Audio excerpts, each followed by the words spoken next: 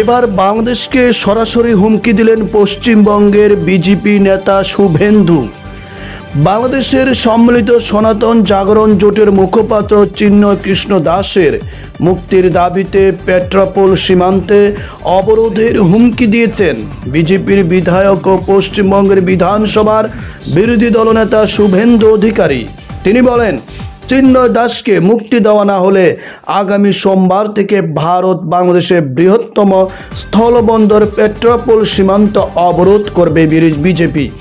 ওই দিন সকাল 10টা থেকে পেট্রাপোল স্থলবন্দরে ভারত থেকে বাংলাদেশগামী সমস্ত পণ্যবাহী ট্রাক চলাচল বন্ধ করা হবে।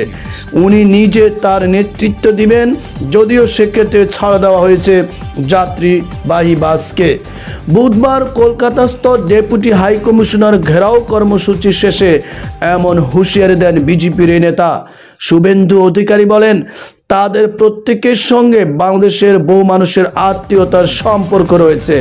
তারা এর আগে মুজিবুর রহমানের সরকার দেখেছে, আওয়ামী লীগ, বিএনপি, হোসেন মোহাম্মদ এরশাদের সরকার দেখেছে, কিন্তু এরকম ভারত বিদ্বেষী মনোভাব বা হিন্দু প্রচারকদের মিথ্যে মামলা দিয়ে জেলে পাঠানো, এই জিনিস তারা বিগত দিনে আর দেখেনি।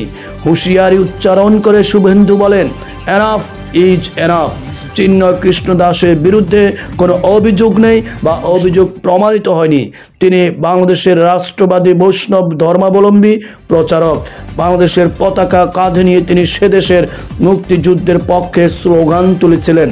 তাই তাকে যেভাবে গ্রেপ্তার করা হয়েছে, এই ঘটনায় পরিষ্কার যে সেখানে সম্পূর্ণভাবে মৌলবাদী পদধ্বনি শোনা যাচ্ছে। পাশাপাশি বাংলাদেশের বিরুদ্ধে পাল্টা পদক্ষেপ হিসেবে ভিসা বন্ধের দাবি তুলে বিজেপির এই বিধায়ক বলেন, আগামী দিনে কলকাতার সেক্টর 5-এ বাংলাদেশের ভিসা সেন্টারে গিয়ে বিক্ষোভ দেখানো হবে। পাশাপাশি এক্সপোর্ট ইম্পোর্ট পারমিট দেওয়া বন্ধ করা হবে।